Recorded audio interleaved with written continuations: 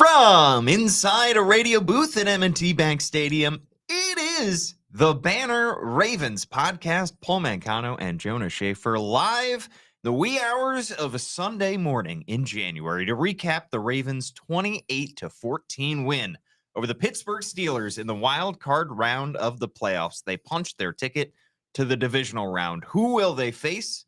We don't yet know, but we are going to break down everything about this matchup, how the Ravens ran wild with Lamar Jackson and Derrick Henry over the Steelers' defense, and how about the defense stepping up as well, keeping the Steelers to just 14 points. All of that and much, much more. But first, the Banner Ravens podcast is brought to you by Toyota. Toyota has been building a legacy of excellence for years. From developing hybrid technology to upping the standards of safety and efficiency, Toyota is always innovating, always making progress. And with a superior lineup of in-stock SUVs, including the adventure-ready RAV4 and capable, affordable Corolla Cross, you can experience the legacy of Toyota for yourself. Visit buyatoyota.com, the official website for deals, to find out more. Don't miss the 2025 CIAA Men's and Women's Basketball Tournament in Baltimore, February 25th to March 1st at CFG Bank Arena. Watch HBCU teams battle to be crowned champion. Check out the free fan fest and performances at the Baltimore Convention Center. Enjoy downtown's top restaurants and stay in one of our amazing hotels. The CIAA Men's and Women's Basketball Tournament. You want to be here.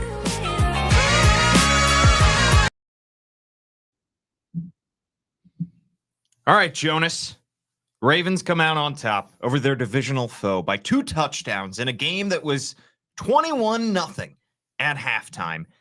Game where they were without top wide receiver Zay Flowers. And they said, no Zay Flowers, no problem. We're going to lean into our running game. And that's why my word of the day today, Jonas, is bulldoze. The definition that we're going with: to move, clear, gouge out, or level off by pushing with or as if with a bulldozer. First known usage, 1876. Feels older than you'd initially think. The way that the Ravens controlled this game from start to finish on the ground, particularly with Lamar Jackson and Derrick Henry, no play comes to mind more readily than the first quarter, first drive of the game for the Ravens. Derrick Henry shoving Minkah Fitzpatrick out of his way and into orbit. Jonas, that set the tone for this game. The Ravens absolutely dominated this game on the ground, and that's why they won. 1 yard short of 300. Because of a kneel down at the very end. Those things kind of happen. I think franchise playoff record for Derrick Henry with, what did he finish with? 186 yards, 7.2 per carry. 2 scores, including one punctuated with that stiff arm to Patrick Queen's face, who just did not look right tonight. I thought that this Pittsburgh defense would have a much better chance of hanging in there. They would have Larry Ogunjobi back. They would have Deshaun Elliott back. They would have TJ Watt healthier. And they just looked completely outclassed. I mean, I think everything that you need to know about this game was summed up on a quote from Deshaun Elliott, former Raven. Having 300 yards rushing on you is worse than 300, and then having 300 yards passing. They definitely put belt to butt today. Yeah. Well, let's hope he said butt and not ass, because this was a belt to ass game. It was in a lot of ways. Pittsburgh changed things up strategically in terms of how they were defending the Ravens read option game. You know, I went back and looked at what they did in Week 16, and there was a lot of crashing on Lamar to force the give to Derrick Henry or Justice Hill or whoever would be in that backfield. And today they changed things up. They went after Lamar when he was at that mesh point, and or they went after Derrick when he was at that mesh point, and that freed up Lamar for a bunch of carries on that first half. I mean, he had like 4 or 5 runs at one in a row at one point in that first drive. How surprised were you that we knew coming into this game that Lamar has talked about last year he didn't run the ball himself as much as he wanted to in the playoffs. It's part of the reason he lost the weight that he did in the offseason. He's talked about this season not running the ball, not taking as many opportunities on the ground as are in front of him. He's talked about his mom offering her advice in that area. Still, to come out and run the ball and take as many yards on the ground as he did today, how surprised were you that right out of the gate he was running the ball? He had 11 carries in the first half. Was that a shock to you, or did you see some of that coming? I think when you get to the playoffs, there are certain buttons and levers that we will see that we did see Todd Monken hit tonight, and we'll probably see him hit in the divisional round and however many other games come after that, because this is do or die time. Yeah. You're not gonna like the best way to get a numbers advantage in the run game is to have Lamar involved in it and to have him be the guy reading that option play, because you're going to have someone accounted for Derrick Henry. You're going to have someone accounted for Lamar. Maybe it's an RPO and you've got to account for the wide receiver running, kind of an in-breaker behind them. So we didn't see a whole lot of read option during the season. That was something I think you saw definitely more of during the Greg Roman era, when maybe the Ravens weren't as pass inclined as they have become this year. But listen, when you have that advantage, you need to press it. And I think the Ravens definitely did in a lot of cool ways today. I mean, I just think all the credit in the world goes to Todd Monken, because when you face a team as often as the Ravens have, and as often as the Ravens have faced the Steelers, I don't think there's a whole lot of ground that isn't covered in film study or just by having played them. And so for him to come into this game with a couple change-ups, the Wildcat run, in the first read quarter options, you had, the tush pushes weren't really surprising, but you saw the end around Steven Sims. You saw the kind of weird goal line jumbo formation stuff in the fourth quarter that didn't really go anywhere. Yeah. But there were just a lot of interesting things that Todd Monken did that I think kept this Steelers defense off balance. Yeah. How about the fact that the Ravens on that one touchdown drive, their second touchdown drive of the game, 13 plays, all rushes. I think it was the first time this season that any team in the NFL has had a drive of 13 plus rushes and no passes on a touchdown drive. So they were committed to the ground game, but they also at the same time were not one-dimensional. When they needed to come down the field and pass the ball, like they did at the end of the first half where they're in the 2-minute drill, they did. They came right down the field. Lamar was dicing them up through the air. And at the end of the game, after the game, John Harbaugh said there were even some plays that we didn't get to that I'm sure they love to put in their back pocket and look forward to next week. It was baffling to see how the Steelers were unable to defend the read option with Lamar Jackson and Derrick Henry, but the Ravens said, all right, well, we're going to keep running it until you know how to stop it. And it wasn't until we got into late into the third quarter, early fourth quarter, that we really saw the Steelers put up any kind of resistance on the ground. Yeah, a lot of good tweets tonight. I think Mina Kimes tweeted earlier about how during one of those early run-heavy drives that, who's calling this play? Is it Lamar's mom? Because we saw a lot of Lamar involvement in the run game. He did say after the game that his mom called him today. Do not call list. And he said, no disrespect to his mom, but he didn't pick up because he was laser focused on this game. No disrespect to my mom is the great name for a rap album. And then from Seth Wilder, also from ESPN, the Ravens, I think this is on the 13 carry drive. The Ravens had more running back runs on that drive than their entire conference championship loss to the Chiefs last year. So wild. And fitting that. I mean, Lamar, this was their first game in the playoffs since that game against Kansas City. Lamar had as many first half carries as the Ravens did as a team in the entire game against the Chiefs, right? 11. Yeah, I think so. Yeah, I mean it is. And for all the talk of how multiple this offense can be, they can kill teams through the air. Lamar threw for 4,000 yards this year. We know that that's a possibility, but remember 2 weeks into the season when John Harbaugh was saying, we're not going to give Derrick Henry the ball 30 times a game. 30 is a lot, but they gave him the ball 26 times in this game, and he still averaged 7.2 yards per carry with 2 touchdowns. You wrote about it on the BaltimoreBanner.com this week, where you can subscribe $1 for 6 months, about the connection between the bromance, if you will, with Derrick Henry and Patrick Ricard.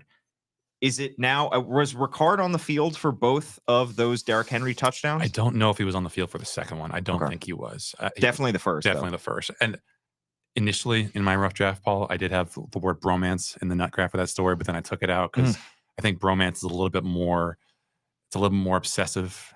There's a little bit more fraternal. Yeah, they are in different running back. They're in different positional groups. They don't spend that much time together.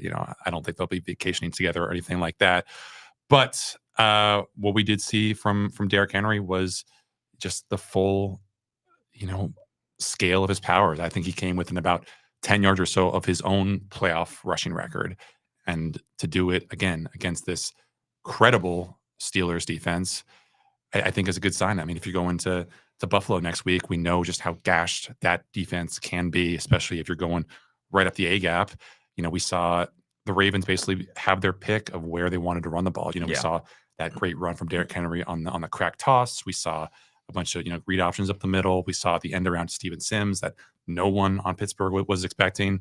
And then no one in the press box either. I don't think a lot of people in the press box knew who Steven Sims was.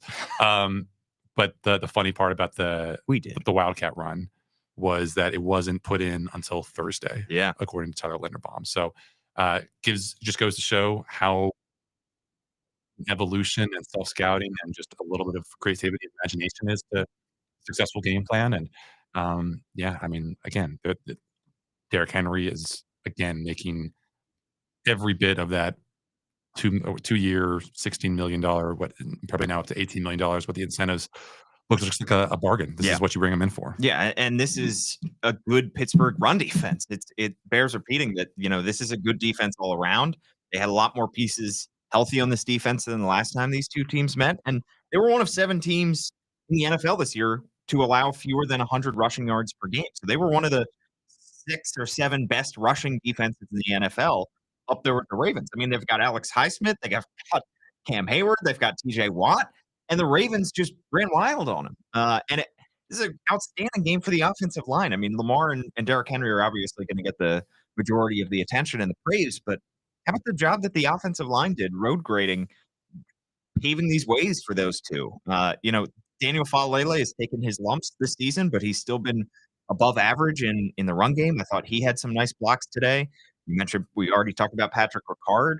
Some of the blocks from the tight ends were great. I mean, Tyler Linderbaum said after the game that we have the best job in the NFL or the best job in the world getting to block for Lamar Jackson, Derrick Henry, 2 very different, obviously, styles of runners. But just I thought the offensive line stepped up in a huge way in this game. And it wasn't just the run game as well. It was pass protection. Pass protection as well. I mean, you can think of that, just what that pocket looked like on the 3rd and 13.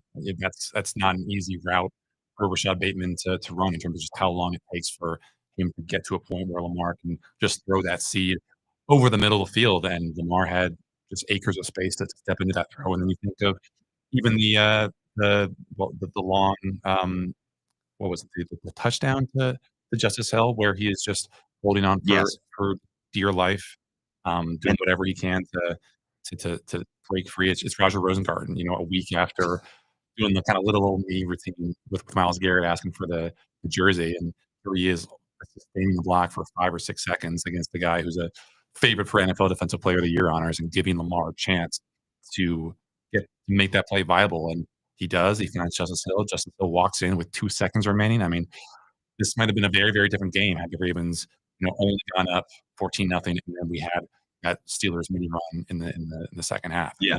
You just that's why execution in the red zone is so important. Yeah, I mean, and the Ravens keeping their foot on the gas. It seemed like the Ravens were backed up in their own territory near the end of the first half. They're up 14-0, and they have 2 plays where they don't really go anywhere, and it's 3rd down, and the Steelers take a timeout in anticipation of getting the ball back with a little bit more than a minute left. Ravens pick up the 1st down, and then from there on a pass to Rashad Bateman. And then which everybody was saying, I think Kyle Goon, columnist, on 3rd and 2, not exactly a pass incline down. Yeah, he was saying this has got to be a Lamar keeper, right? Got to be a Lamar keeper, and he ends up throwing it to Rashad Bateman. And I thought at that point they would just salt the game away or salt the halfway because they were going to get the ball. Yeah, coming out of halftime, they were already up 14-0. The Steelers offense looked like it was already starting to plan its vacation plans.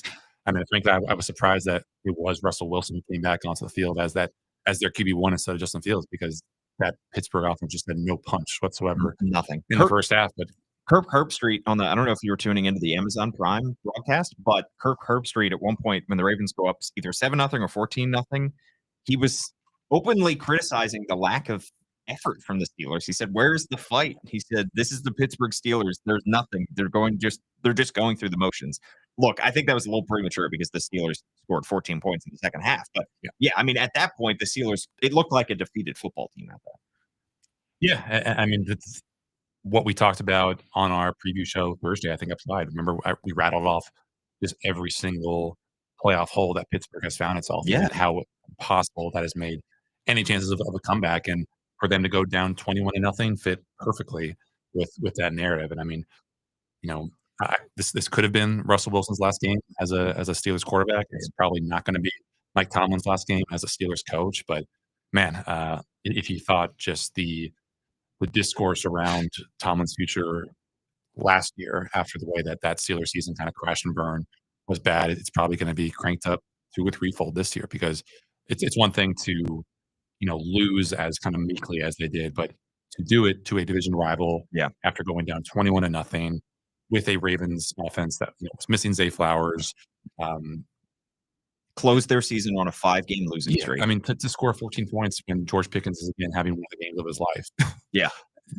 To waste an effort like that. Russell Wilson, again, 121.3 passer rating, 270 yards. He threw for almost 100 more yards than Lamar did in this game. But doesn't really matter a whole lot if you don't even hit 30 yards rushing. No. The way that, to go back to the point about the aggressiveness too of this Ravens offense. I mean, in the fourth quarter in their own territory, 4th down and 1, they go with another tush push. You mentioned tush push. We've seen that a lot this season, but they did try a variety of players in the tush push formation. We haven't seen it. I don't think we've seen it with Lamar, but we've seen it with Charlie Kohler. We've seen it with Derrick Henry. We've seen it with Mark Andrews. So they have a lot of different options there. But them going for it when they're already up 2 scores in their own territory instead of just turtling and punting, they had complete control of this game. And and you compare that to what Pittsburgh did on its second or third drive, where they have a 3rd down for the screen pass to Freiermuth. Darius Washington, all 5'8", 170 pounds of him, drops him 2 feet short of the line of game. Short king. Or Darius Washington. To co-opt a phrase from Mina Kimes, she was saying that she has some plans to create an all-pro team for shorter guys, but call it small pro, which I love. I do love that. But to use your word, the Steelers to turtle the way that they did. The game was already failing to go out of hand. It's 4th and less than a yard. They send the punt team on.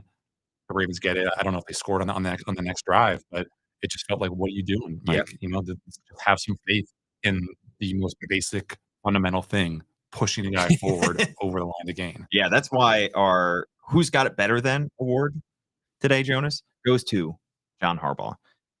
Because there was a lot of talk earlier this season about how Mike Tomlin is cooking in John Harbaugh's kitchen, how he's in his head, how the phrase that you love to bring up, how Mike Tomlin has said, not publicly, but said that when the Ravens get down in these close games, that John Harbaugh and the Ravens will burn the house down.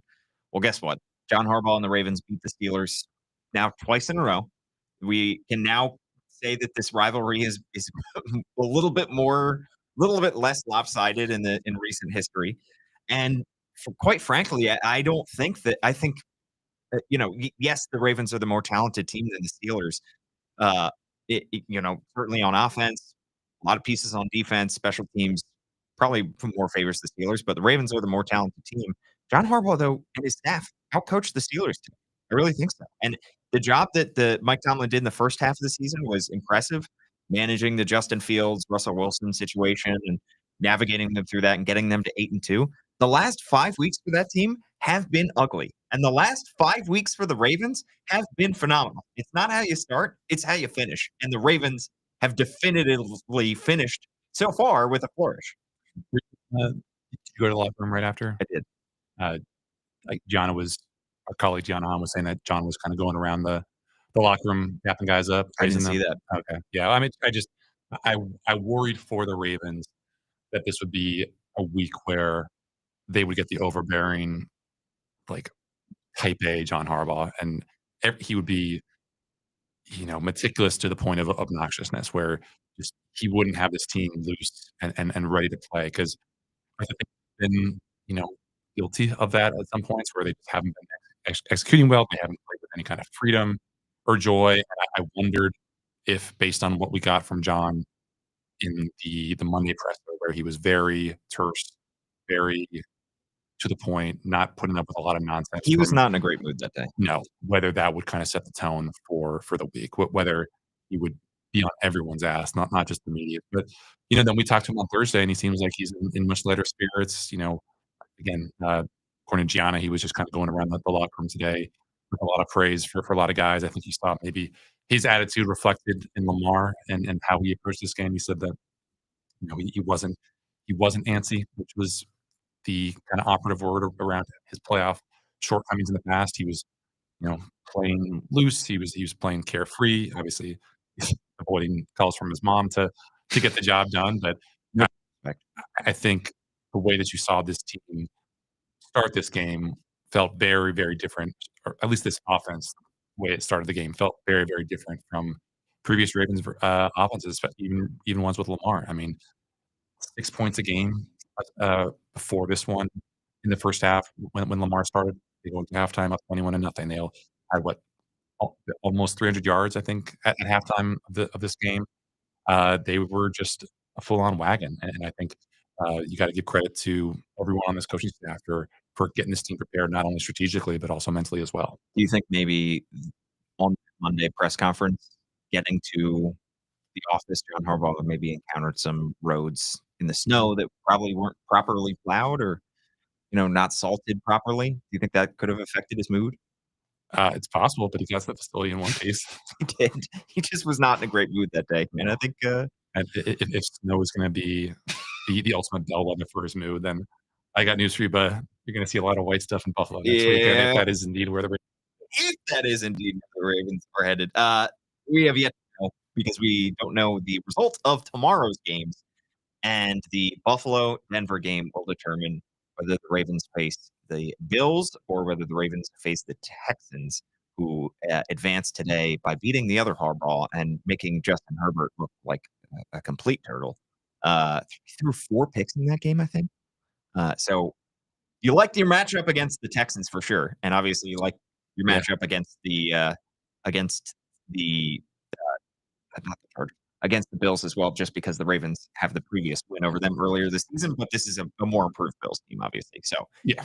you hope it's the Texans if you're the Ravens. Let's be Oh, honest. yeah, absolutely. I mean, like, the Ravens didn't need Zay Flowers. Well, they needed him. They needed Zay for that game against the Texans in week 17, but he didn't have a whole lot of production. Rashad Bateman didn't have a whole lot of production. They just ran wild over Houston in that one.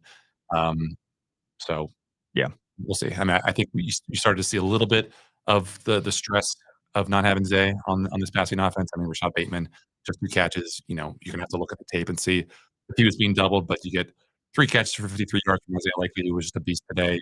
Mark Andrews didn't have a touchdown, surprises, but had a couple clutch catches. Nelson Aguilar got open on one of those scramble plays.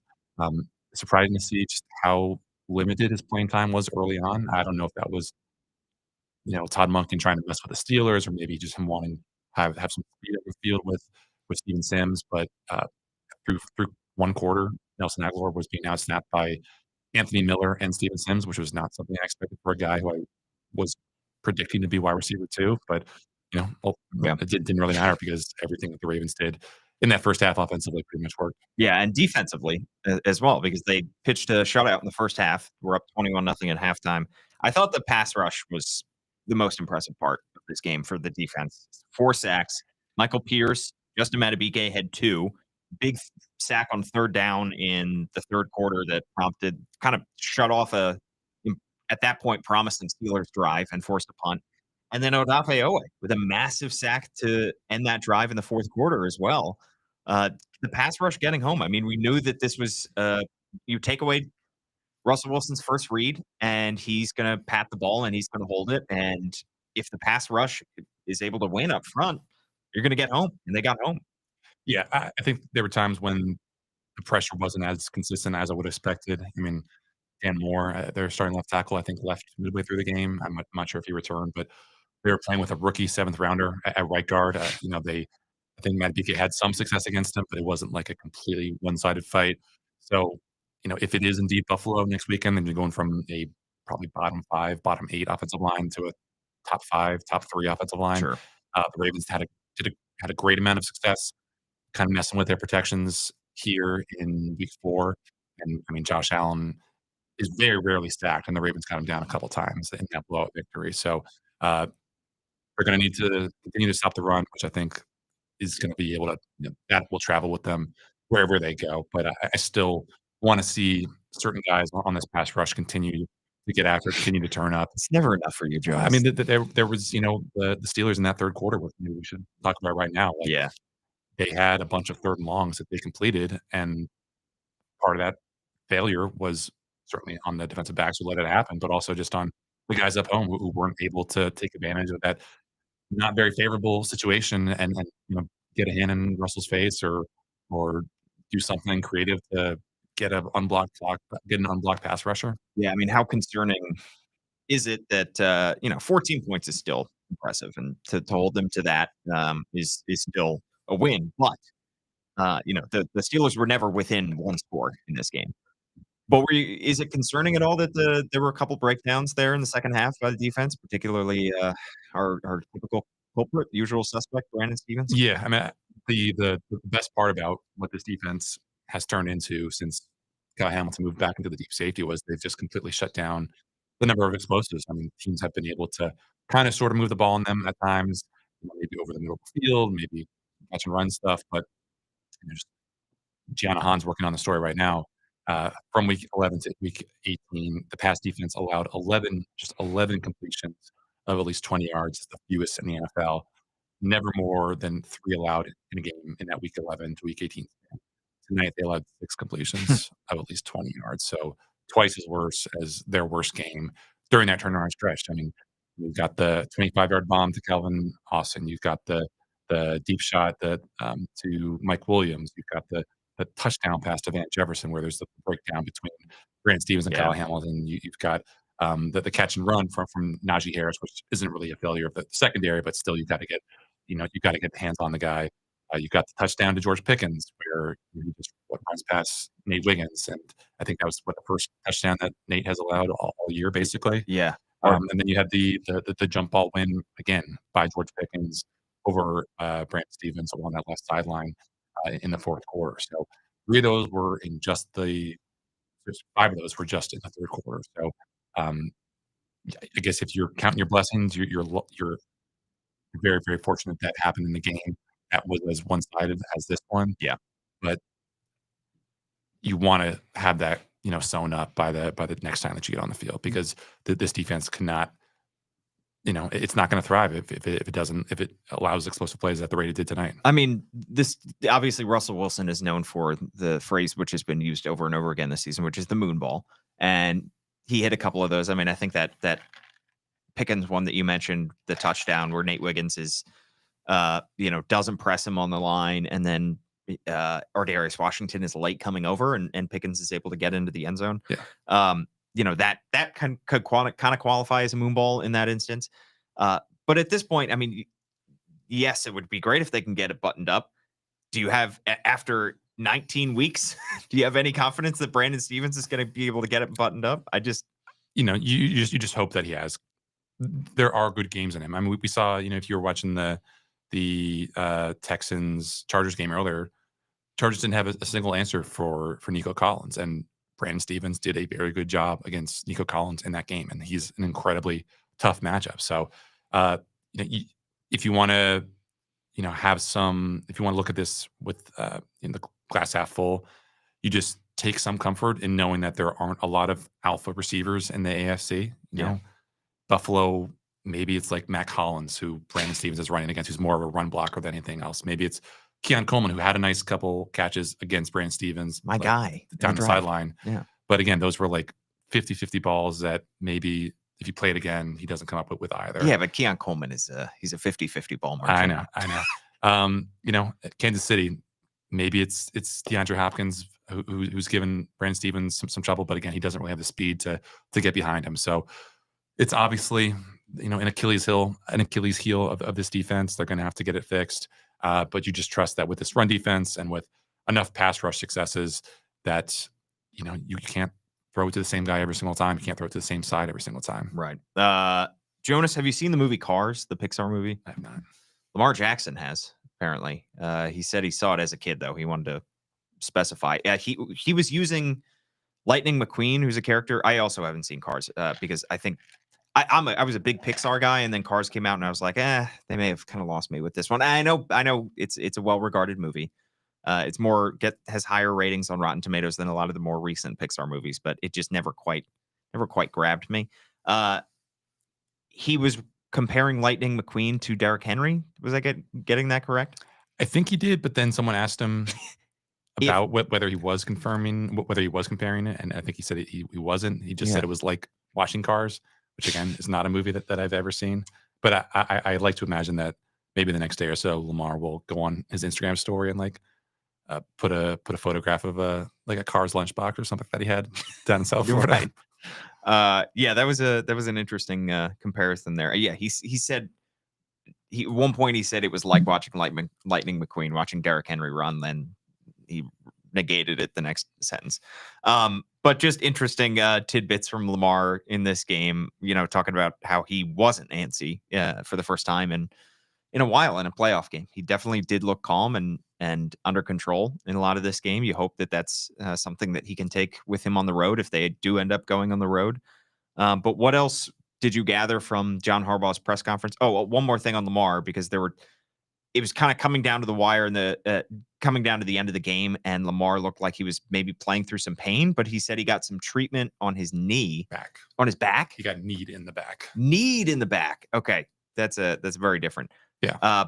But he said it wasn't something that affected him at all. So he sounds fine. He said it didn't affect him. That's what he said. Yeah, we'll have to take his word for it. He didn't have to do a whole lot of passing in that fourth quarter. So, I assume that if it was worse than just a simple bit of bruising or some kind of, I don't know, achy pain that, the Ravens have treated. We saw him in the locker room afterward. He didn't look like he was in a whole lot of pain. So that was a good sign. I don't think he'll be showing up in the injury report. I don't think he'll be missing any practice for getting kneed in the back. But yeah, again, another healthy day from this team in general. I guess Marlon Humphrey came back pretty quickly after that upper body injury or whatever happened there. So the big question now is just, is Zay Flowers going to be able to turn around in time? It seems like, based on how quickly John Harbaugh was to rule him out on Thursday and all the reporting about how there's a chance that he comes back next weekend, that, even if he does, he's not going to be 100%. So do you really want to throw him out there if he's just going to be, 70% of Zay is probably, I don't know, it might be equivalent to Steven Sims, honestly, if we're being realistic about it. So, it was just, there's obviously some new concerns about the punt return situation with some of the early troubles that Steven Sims had with muffing the punts and watching another one go. You wonder, maybe with Deontay Hardy being back at practice, hasn't really done anything in a long, long while. I think since maybe late September, early October. Could he be an option to come back and be what must be like the fourth or fifth punt returner in this Ravens season? But yeah, it was just kind of a relatively subdued locker room, that they know that there's still a lot of work to be done.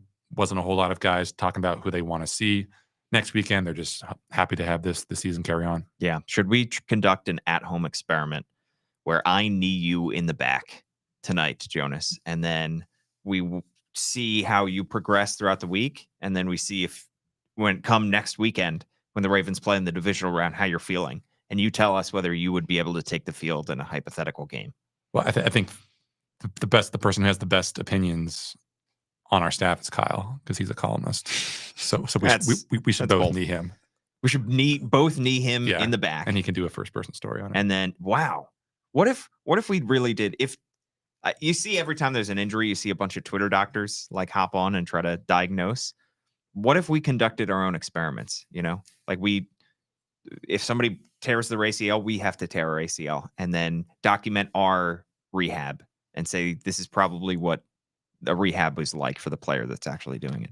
I have type 1 diabetes, so I technically have lived the Mark Andrews experience. So maybe you have to find your own lane. I'll hip drop tackle you today, and we'll see how quickly you can come back. How about that? It's a good idea. I can't hip drop tackle you, Jonas. All right. Before we get out of here, I do want to read a review, because I have made the promise that if you write us a good review, if you write us a 5-star review on Apple Podcasts, I will read it out here on the show. And we got a very nice one from Birdman Zero Ace, who said, word of the day, consistent acting or drone in the same way over time. Examples, the Banner Ravens podcast is consistently good. Paul Mancano consistently brings great coverage and great Disappointing sighs out of Jonas. Jonas consistently provides excellent insight into the Ravens while looking sleep deprived. Great show, guys. You're going to be more sleep deprived this week, Jonas, because you got a big week.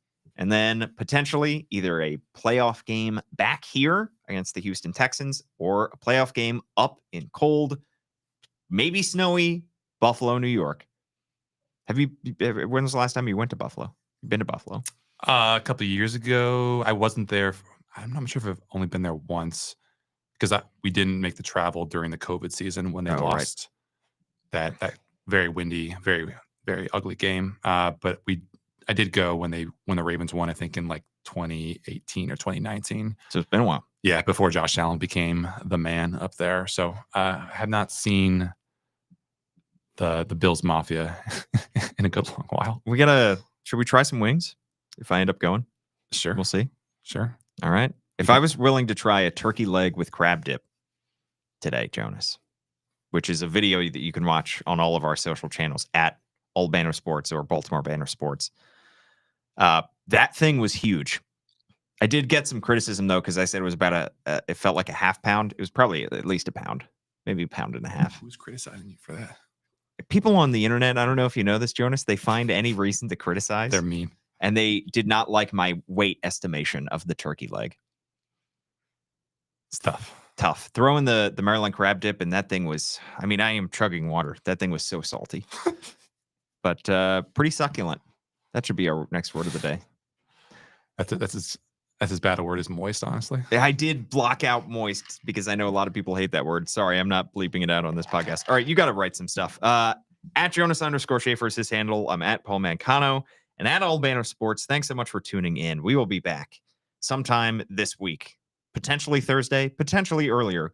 And of course, stay tuned to the BaltimoreBanner.com to find out who the Ravens are playing, when they're playing, and all the details and predictions and analysis as we head into the divisional round of the playoffs. We live to podcast another day. For Jonas Shaffer, I'm Paul Mancano. Thanks so much for tuning in, and we'll catch you next time.